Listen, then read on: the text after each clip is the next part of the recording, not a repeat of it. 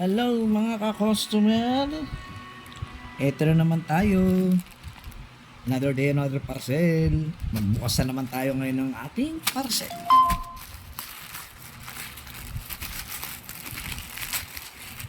Charan!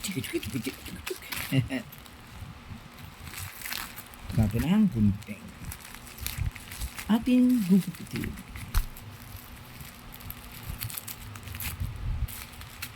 Iba yung ano.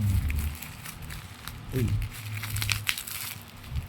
Parang reseta ng gamot lang. Ayun. Alam ko na. Ito ay lure. Yan. Mabigat ah. Ilang grams ba to? Nabili ko. Wala kasi nakasulat. Wala kasi siya nakasulat. Medyo mabigat to. Doon ko lang makikita to kapag laki yun. Oh, ari ko. Ang bigat niya oh. Ito. Ano siya? 80 grams. Ayan oh. 80 grams. 80 grams siya kaya pala mabigat.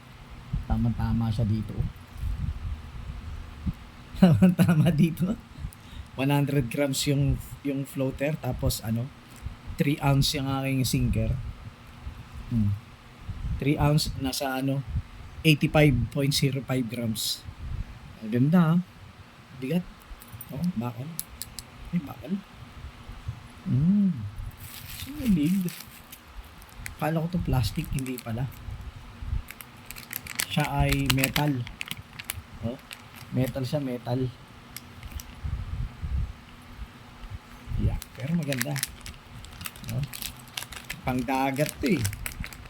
Tapos ito yung isa, yung ating maliit. Isang 80 grams at itong isa, ilang grams to?